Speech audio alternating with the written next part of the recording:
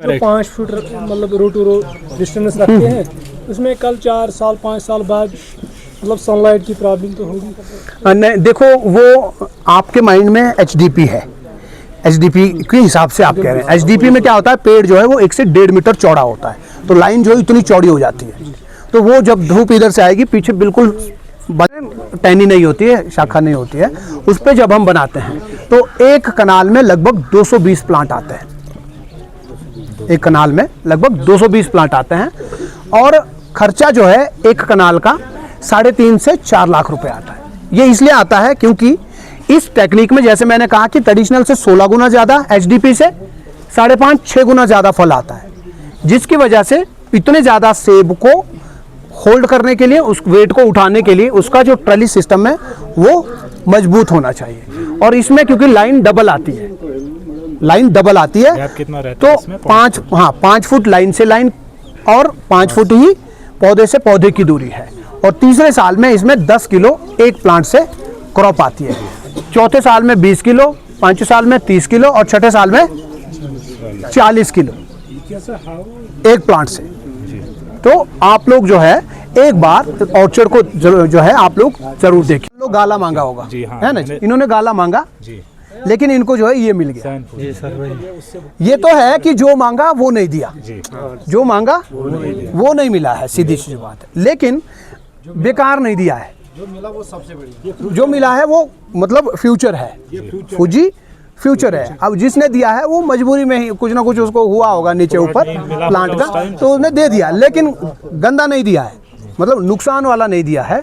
इसकी मार्केट अब ऑलरेडी, लोग बोलते हैं कि इसकी मार्केट नहीं है, इसकी मार्केट ऑलरेडी है पूरे देश में। फूजी चाइना से थोक में आ रहा है, किसी भी रेडी पे आप जाएंगे फूजी इतना मिलेगा, डिलीशियस भी उतना ही है, तो ये ऑलरेडी बिक रहा है। सर ठीक है, वो लेके दूसरे बगीचे का है अंकल जी? नहीं, वैरायटी का मैं नहीं बता पाऊँ, वैरायटी का नहीं, थोड़ा तैयार हो जाएगा तब, थोड़ा और ज़्यादा अगर कलर आएगा तब हो पाएगा, अभी नहीं बता पाऊँ। गाला ही है सर? हाँ है तो गाला ही है, ये भी गाला ही है, ये गाला है, ये गाला है, ये वाला ये कुछ अलग लग रहा है। ये कौन सी, ये क्या है? ये तो ग्रैनी स्मिथ, ये ग्रैनी स्मिथ ही लग रहा है। जो इसमें ये है ना, ये ग्रेनी से मिलता है, कलर तो ग्रैनी स्मिथ नहीं आइडेंटिफाई। फिर तो ये और कोई क्वेश्चन है? हाँ, एक जो मैं कश्मीर से जो वीडियो आ रही है, बहुत सारी वीडियोस ऐसी आई है कि लोग जो है एचडीपी ऑर्चर्ड को काट करके उसको रीग्राफ्ट कर रहे हैं। जी सर, एचडीपी ऑर्चर्ड को काट करके रीग्राफ्ट बहुत लोग कर रहे हैं। ये मुझे ये ठीक नहीं लगता है। आई थिंक कि आपको कोई भी अगर एचडीपी प्लांट दे रहा है, M9 प्लांट अगर कोई दे रहा है और वो सबको दिख जाता है ये इम्पोर्टेड है, अगर वो इम्पोर्टेड है तो उसमें अगर कोई भी गाला भी अगर है तो गाला वो आपको अच्छा ही मिलेगा। तो उसको काट करके कोई, अब मान लो जैसे इनका ही है, ऐसे तो मूड खराब है तो ये काट करके इसको रीग्राफ्ट कर ले, ये हार्डवेयर नुकसान अपना है। 9 अक्टूबर में जाता है। नुकसान है ना आपका उसमें अगर रीग्राफ्ट करोगे। नहीं हम सब कहाँ रीग्राफ्ट, नहीं एक बात कर रहा हूँ, लोग तो कर रहे हैं कश्मीर में, ये भी कह रहा, वीडियो तो बहुत आई है, ये भी कह रहा था। नहीं सर ये कब उतरेगा? ये कब उतरेगा? हाँ उतरेगा लेट, पर हम क्या, हमारे लोग क्या सोचते हैं कि लेट उतरेगा तो ये बिकेगा नहीं, मार्केट होना चाहिए, मार्केट तो खत्म होगा, मार्केट खत्म कैसे होगा? ये तो आएगा ही तभी मार्केट में, तब तक तो मार्केट में है ही नहीं है।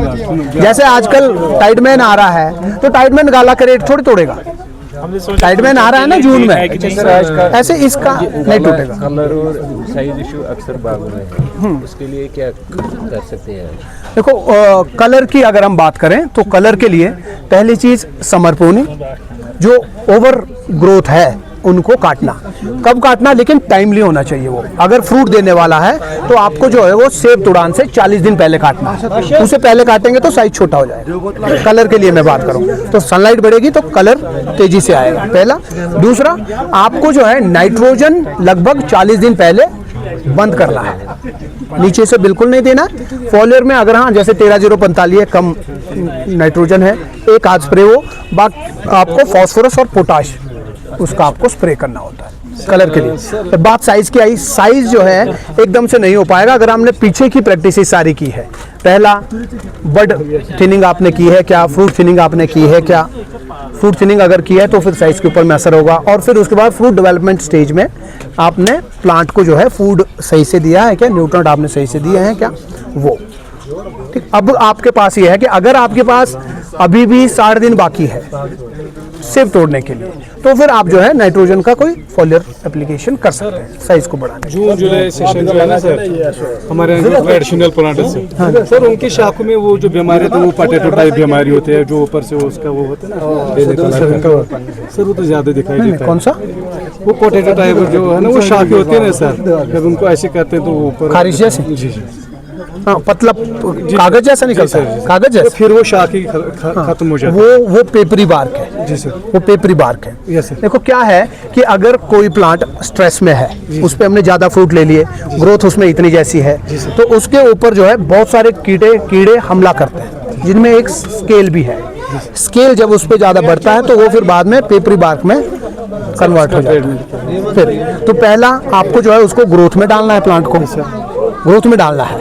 ग्रोथ में अगर जो जाएगा तो उसके लिए आपको प्रूनिंग, उसकी जहां भी आपको बर्ड दिखेगा उसको काटना है, जहां भी आपको ग्रोथ दिखेगी 2 इंच 3 इंच उसको काटना है, आधा, पूरा नहीं, आधा काटना है ताकि वो ग्रोथ में जाए, नीचे उसको न्यूट्रिएंट देना है पहला। दूसरा, सेंजो स्केल के लिए आपको इंसेक्टिसाइड का स्प्रे करना है, सिस्टमिक इंसेक्टिसाइड का स्प्रे, ताकि स्केल खत्म हो। जो पेपरी बार्क है उसको खुरच करके उसके ऊपर व्हाइट लेटेक्स पेंट लगना, व्हाइट लेटेक्स पेंट।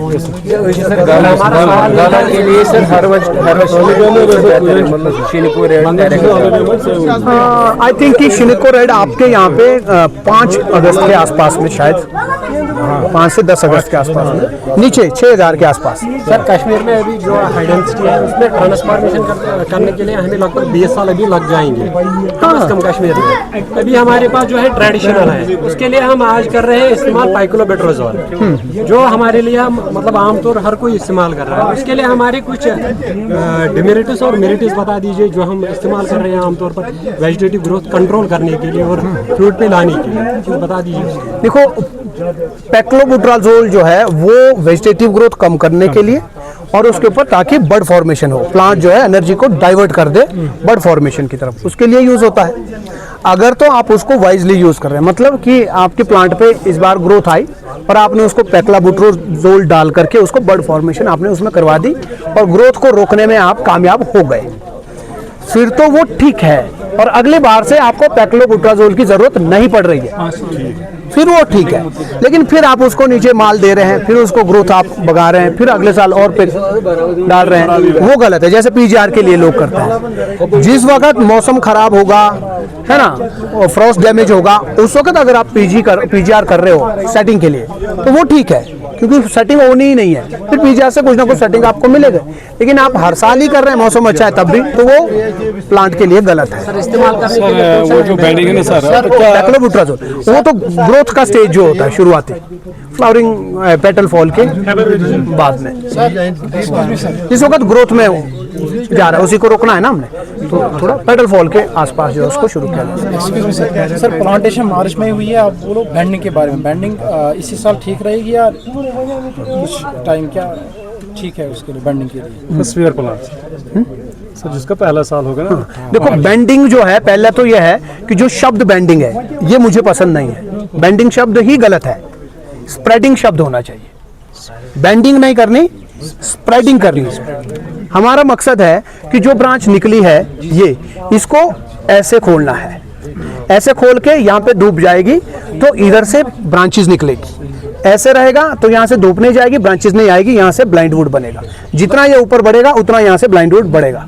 ये तो उसको आपने ऐसे किया तो अंदर धूप जाएगी तो फिर यहाँ पे कार्बोहाइड्रेट रुकना भी, मतलब है कि मतलब पहले ही साल कर सकते हैं? हाँ, कर सकते हैं, लेकिन टाइम क्या, टाइम मतलब टाइम क्या? आजकल भी आप कर सकते हैं, आजकल भी कर सकते हैं। ज्यादा फिर वाटर शूट निकलता है ज्यादा, वो तब निकलेगा जब आप उसको ऐसे बेंडिंग करोगे, स्प्रेडिंग करोगे तो नहीं निकलेगा।